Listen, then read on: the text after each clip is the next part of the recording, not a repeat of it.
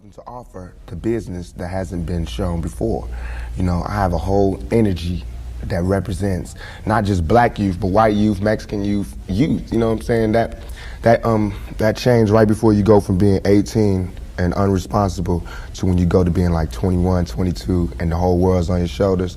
I believe strongly that my audience empathize with me because I show that side. I show that emotion raw, uncut, good and bad. And so I think I can bring that more funneled, more directed into screenplays, more albums, producing, managing, you know what I'm saying? If I can figure out just how to control it, I can use it on a lot of different levels. I trip off because it happens out of nothing. It just goes, you know, everybody just be screaming and acting, and I just I get uncomfortable, and it's like similar to a deer being caught in the headlights. I just freeze, you know, and I don't know what to do.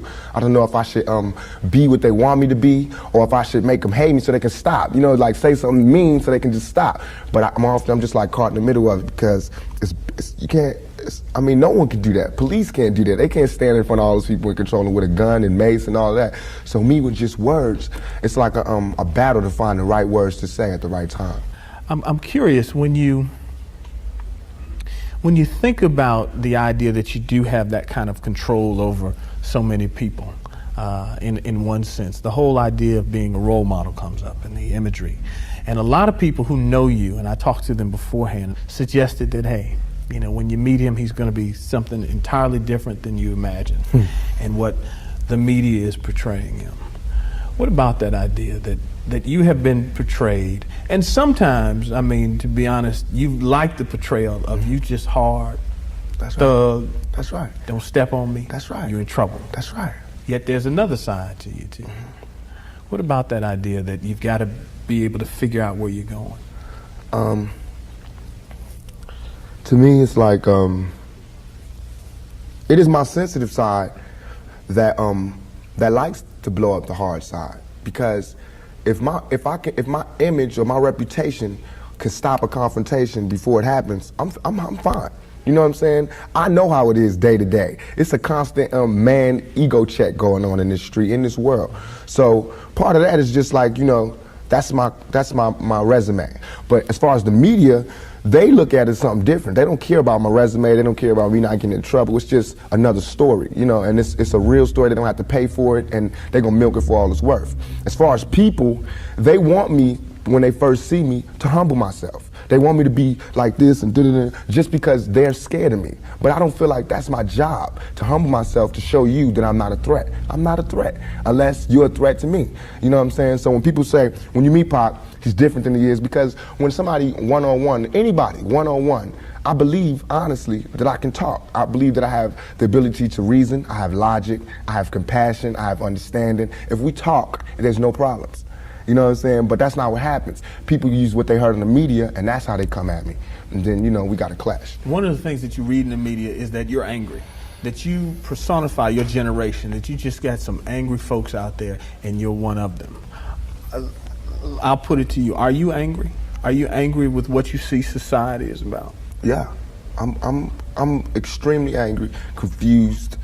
You know, a lot of the times that I sat up in court, I couldn't defend myself, you know what I'm saying? And it wasn't like the things they were saying about me were beyond my comprehension, or the things that I could say weren't gonna help my case. But because, it's like being exiled, you know, from society.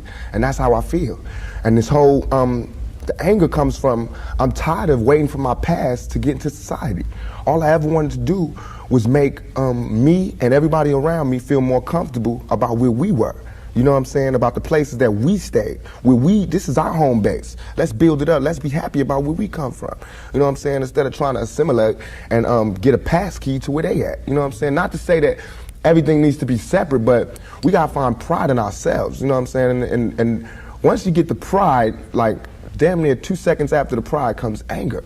From being held like that for so long, and to be made to go through those changes, you get mad. You know what I'm saying? As soon as any black man receives his first 3 checks, he starts getting mad.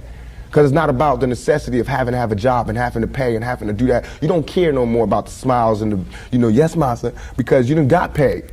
You know what I'm saying? And now it's like you want to save money. You want to help other people. And you see how far it is, how far you have to go to help anybody in your neighborhood. It's set up for me when I get paid, for me to exit the ghetto. You know what I'm saying? The only reason I've had these problems is because I haven't left yet. And these problems don't come from a white man. It comes from just society, the problems that we have.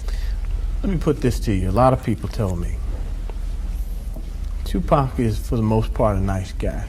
This old thug thing, hype. Good for record sales. Helps him identify with the young people who are out there and angry, who would maybe label him a sellout like they did Hammer if he didn't have that hard side. What about that? First of all, nobody could call me a sellout. I'm not going for that. I'm not even in that. I'm not looking for approval from the black community because we don't give approval.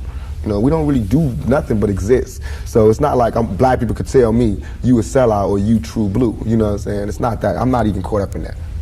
But I can see that, you know what I'm saying, the one thing we do have in common as black people is we share that poverty.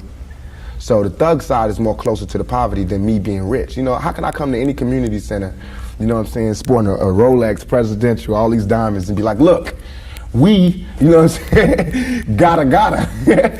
But now, when I say we, they know what I mean. I'm not saying like I live in this neighborhood and nothing, but I'm a thug, and they thugs. They can relate to it. I don't even have to say that, you know what I'm saying? When I come, I don't have to say I'm real. They already know that, you know what I'm saying? From me being me, from not pushing the thugness, but I know from the business that everybody in this business is always whispering in your ear about what you can't say, what you can't do, what you can't wear in this world and in this world. It's two worlds, a white world and a black world. All I did was stand in the middle, you know what I'm saying, and say I'm living in both worlds. I can go to the streets and survive, and I can go out here and do my business out here. I'm play devil's advocate again. All right. Critics say, yeah, but you're being pimped. You're being pimped by the record executives who will allow you to do your thug life because it portrays a certain black. I mean, you've heard it, that if you were just a singer, you wouldn't have the same record contracts you have. Right. But because you portray the thug life, the gangster rap, they've allowed you to make that money. They've allowed you to push and make you platinum. I beg to differ. You know what I'm saying? I'm getting pimped. That's true. But just like how a woman would be, you know what I'm saying? Anybody to be pimped. You know, it's like, it's not that you get pimped, it's how long you get pimped. You know what I'm saying? Because if you really look at this situation, it is not I who's being pimped. When you look at them white kids with Raiders hats on, it's the white folks getting pimped. You know what I'm saying? Because I'm making their future. I'm writing down their curriculum. Right now, what I write in my album today, when it comes out in 2 months, that's what white kids is doing. So who really is getting pimped? What I'm writing in my raps is what them white kids is gonna be saying to their mamas and daddies when they come home. Who is getting pimped? You know what I'm saying? I'm a high school dropout. You know what I'm saying? As far as my teacher told me when I was in high school, I ain't gonna be, you know what I'm saying? I just gotta, it's going down. You know what I'm saying? It's going down. You know, everybody's getting pimped. Whether you work a 9 to 5 or whether you work for yourself, you're getting pimped by somebody. That's not the crime. The crime is how long you allow yourself to get pimped. You have to come up. Everything is a come up. Everything is a struggle. You start from the bottom, working to the top. The press and the media make you think that a black man arming himself is illegal or criminal, or that he wants to arm himself to rob a liquor store or something. You know what I'm saying? That is for me to defend myself, and it should always be. It's just about surviving, you know, and we have to be honest about the tools that we use to survive. And why is a black life any more recoupable than a white life? You know what I'm saying? We know that they don't put the same security in the ghetto that they do in the whites in the white neighborhoods. So therefore, for me to be out here saying don't, you know, put your guns down and no violence, that's hypocritical. And if I didn't talk about the violence, everybody would act like the violence wasn't there. We, as rappers, bought that violence. We bought the violence that we seen on the street. We put in our records for years. And after 3-4 years, people finally starting to see it because of all the statistics that's going on in the streets. If we stop talking about it, then they wouldn't take statistics. And when they stop taking statistics, then we'd be killing each other in the street, and these white people wouldn't care no more. Only reason they care is because, you know, there's been some strays, and we done slipped over in the white neighborhoods, and there's kids in Iowa that want to be like us. You know what I'm saying? There's kids in Indiana that's trying to be like us, because they can relate too. You know what I'm saying? You even admitted, I don't live in that neighborhood anymore. There's no real reason for you to carry a 9mm. Don't believe that. Why? In 2 years, I've had a gun pulled on me by my limo driver, by police, by everybody. You know what I'm saying? And I better be. You know what I'm saying? I've been attacked. You ain't read the papers about these skinheads trying to blow up black churches. Why? They see me as the enemy just like y'all do. You know what I'm saying? They can come to my house and sit outside my house just like anybody else can. A skinhead. And once my life is gone, it's gone. Can't nobody give it back to me. Not the judge, not the president, not the governor, not Calvin Butts, not Jesse Jackson. They can't do nothing but come to my funeral and talk pretty about how black people suffer. You understand? And as far as Jesse Jackson, my first acting job was at the Apollo Theater when Jesse Jackson was running for president in 1984. It hurts me for him to say anything negative about any rapper because we supported him. He should support us. You know what I'm saying? As far as his image, you know what I'm saying? What was he doing? You know, he should be the last person talking about gun violence when he sat right there while Martin Luther King caught one in the neck. You know what I'm saying? Things ain't really changed that much. I swear to God, nothing I ever say is meant to be something where innocent people get hurt. Nothing I ever say is meant to be like a end all, let's go do it right now. Nothing. Everything I ever say, and if any, this is so we can set it clear, anything I ever say as it pertains to my peers and being strapped is only in self-defense. You know what I'm saying? Because right now where I'm at, the world is harsh. And I just don't got no beautiful stories. You know what I'm saying? I'm gonna just be getting them ready. Because that's why I think I messed up. If somebody would have grabbed me, pulled me to the side and been like, look, Tupac, as soon as you step out here, they're gonna be at you. If somebody would have explained it to me, I wouldn't have took the same mistakes. But I made those mistakes. And that was my job to stop somebody else from making those same mistakes. To lay it out. To lay out the real map on the world and how it is. Everything I'm saying is a warning, is a plea for help. If everybody is so goddamn worried about me, why ain't nobody came to help me? You know what I'm saying? I never wanted to be no star. This ain't my job. I don't care if everybody don't cheer for me. You know what I'm saying? If you're not cheering for me for what I'm doing, don't cheer for me. Don't cheer because you think I'm cute. You know what I'm saying? Screw that. Cheer for me for what I'm doing, for what I stand for. And when I go to jail, you should cheer louder. You know what I'm saying? Because I'm standing up for what I do. I'm not robbing nobody, not stealing from nobody. I never took nothing. Everything I do to represent my people. I do because I think this is what they want me to do. This is all I want to say. For all them people that doubt me, I had no record all my life. Okay? No record, no police record, until I made a record. As my video was debuting on MTV, I was behind bars getting beat up by the police department. I got a $10 million lawsuit. They said they would settle with me and everything. You know what I'm saying? But nobody cared about that. That wasn't blew up all in the news. They did not see me on TV with my eye busted, my head busted. There's pictures of those. In Oakland, yes, in Oakland. You don't see them pictures. You see pictures of Tupac coming out of jail in cuffs. You don't see pictures of the police standing over me beating my brains in. You don't see that. But I see that. That's what I see. You know what I'm saying? So it's all real. And I feel like just like a woman that's raped, any woman that's raped would never, ever allow herself to be raped again. Am I correct? Any woman that's violated would never allow herself to be violated again. Same thing. You know there are going to be people who sit here and say, how can you say that when you're faced with that charge? That's how I can say it. We got people in my own community that will get me. Why? Because I got it. Now this girl, who I can't say her name, but if I was to say her name, 1,000 all over the world would go, I put this on everything I love, on everything I love. When I was in Atlanta, I was pulled over at a gas station. Some dudes from New York pulled over next to me and told me the girl's name. They said, I know the girl that did it. They told me her name and where she's from, say she's scandalous. I can't go on TV talking about this girl, because that's what they want me to do. They want me to get on TV and talk about my black sister as a hoe, and she's a bitch, and she a money grubber. I ain't fit to say that. I don't have to do that to show that I'm innocent. You know what I'm saying? I'm not guilty. People should look me in my eyes. They should look me in my eyes. And anybody that thinks I committed that rape should go get Brenda's Got a Baby and keep your head up and listen to him thoroughly. It was hard to imagine that you would do that. It shouldn't be nothing it should not even be to me. I have no patience for anybody that doubts me. None at all. It's too hard out here. You know what I'm saying? If my people don't stand up for me, who is? I understand these white folks looking at me like that because they don't know me. They didn't hear keep your head up. That ain't no fluke. You know, keep your head up ain't no goddamn come up. I didn't do that for to be smiling in my face to say, oh, he's cool. I did that from my heart. So that if they do try to put a rape charge on me, my sisters could say he ain't about that. Now, if my sisters can't say that, you won't hear another keep your head up out my mouth. You understand me? Because it's a struggle on young black males today. What would a Vietnam vet be like without a sergeant, without any backup, without any other soldiers, nobody but a Vietnam vet in Vietnam? When he came home, how would he be? And that's me. I had to go through all that street, war, everything, the same drugs that everybody else get turned out on. You know, where I would have been stopped short, I made it past. And here's where I am.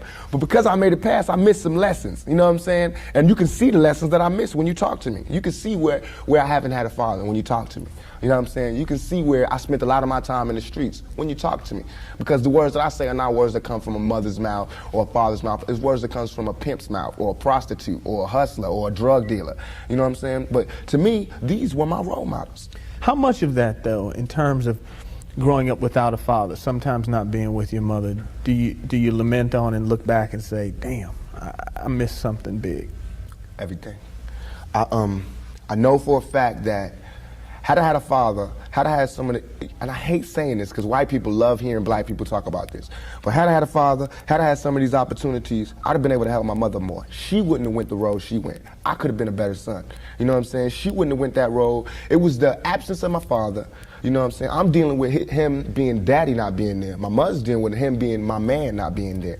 You know, so many problems in our community that affect everything. So by me not having that, I ain't never want to hear nothing about no kind of relationships between a black man and a black woman. I knew they didn't work. Because as far as I knew, my daddy was the coolest dude out there. And my mama was a Panther. So if they didn't work, it don't work. That's how I felt. You know what I'm saying? And going out there, you know what I'm saying? It's like watching my mother just go through changes and everything. It's like my mother's my partner. She a soldier. You know, she a soldier like I'm a soldier. You know, and I watched the peep the game that she went through.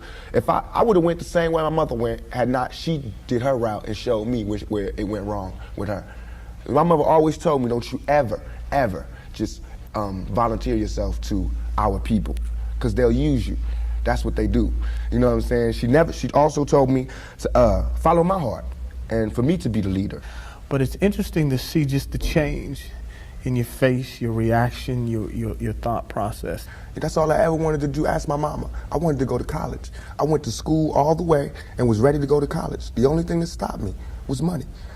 The time all the kids in my school was writing applications to go to college, I didn't have no lights and no electricity. And that ain't my mama's fault. You know what I'm saying? So when I think back to that, I'm not thugging for me. I'm thugging for my family. I pay all the bills. You know what I'm saying? I feed my whole family. Wrong or right, I do. And I can't stop. You know what I'm saying? And if thugging is gonna make me $1 million, because it just got me platinum, then that's what I got to do constantly. And if it makes me feel, because right now, I feel satisfied. I don't feel like I've ever embarrassed myself or my people, you know, in nothing that I've done. And yet and all, I got the whole world fear me. You know what I'm saying? At 23. Weighing 160 pounds, you know what I'm saying? And I ain't even started. I haven't even rolled my plan out yet, and they scared. I got the vice president know who I am, the president, every cop in every city, you know what I'm saying? And I haven't even started working out a plan. We killing each other because we killing ourselves. We not, when another man, I know, I've been in a position, it's out of our control. It's not like he wants to kill. He just doesn't want to die. You know what I'm saying? It's that situation when we are living in a war zone. It's not as easy as these people are making us think, that we just got some criminal-ass black kids with guns. It is not like that. We live in hell. We live in the gutter. We got us stacked up 80 deep in one building. You know, by the time you get out your house, you strapped to protect yourself. Because you living in the same community that the police is carrying rifles and riot gear. They need them riot, excuse my language, I'm so sorry. The same reasons they need the riot hat, the riot jacket, the flak jacket, the double vest, the 9mm Glocks with extra bullets, the tear gas, the mace, all that. Who do you think the police is using that against? Dogs? So we fighting the same villains that they fight in the street. But instead of them seeing us fighting villains in the street, we all villains. Is your generation the one that is picking up for where the Panthers left off, saying, all right, enough is enough? The generation before us forgot about the fight. We're picking it back up. Not only forgot about the fight, forgot about us. Yes, and we're picking it back up. But at this level, all we're trying to do is unite. And right now, as a year, we got 1 million people that's listening. Now we can tell them something. Now we can try to get them that way, and we might lose some. We might gain some, but we would never even had that audience had we not said what was real. You know what I'm saying? And the main thing for us to remember is that the same crime element that white people are scared of, black people are scared of. The same crime element that white people fear, we fear. So we defend ourselves from the same crime element that they scared of. You know what I'm saying? While they waiting for legislation to pass and everything, we next door to the killer. We next door to him, you know, because we up in the projects where it's 80 in the building. All them killers that they letting out, they right there in that building. But it's better, just because we black, we get along with the killers or something? We get along with the rapists because we black and we from the same hood? What is that? We need protection too. Finally, I want to ask you about something that someone else asked you in the interview, and I thought the answer was interesting because I think it speaks to you and your generation a lot. Someone said, where do you see Tupac 10 years from now? You said, hey, I just want to be alive. That's real for you. That's so real. I made a metamorphosis. I'm a new person today because I used to strongly and honestly, I feel like I could represent my generation so much because I honestly did not care whether I lived or died. But now, I cannot die with people thinking I'm a rapist or a criminal. I can't leave until this is straight. You know, I'm not suicidal. I can't go until y'all really know what time it is. And then after that, boom, it's all over. And we can see, you know, how this shit fall. But that's how it is. And the reason being is because if I can't live free, if I can't live with the same respect as the next man, I don't want to be here. Because God has cursed me to see what life should be like. If God wanted me to be this person and be happy here, he wouldn't let me feel so oppressed. He wouldn't let me feel so trampled on. You know what I'm saying? He wouldn't let me think the things I think. So I feel like I'm doing God's work. You know what I'm saying? Just because I don't have nothing to pass around for people to put money in the bucket don't mean I ain't doing God's work. I feel like I'm doing God's work. You know what I'm saying? Because these ghetto kids ain't God's children. And I don't see no missionaries coming through there. You know what I'm saying? So I'm doing God's work. While Reverend Jackson do his up in the middle class and he go to the White House and have dinner and pray over the president, I'm up in the hood, you know what I'm saying, doing my work with my folks. And just because I don't live there don't mean I don't go there. I got to go there because I can't hang nowhere else.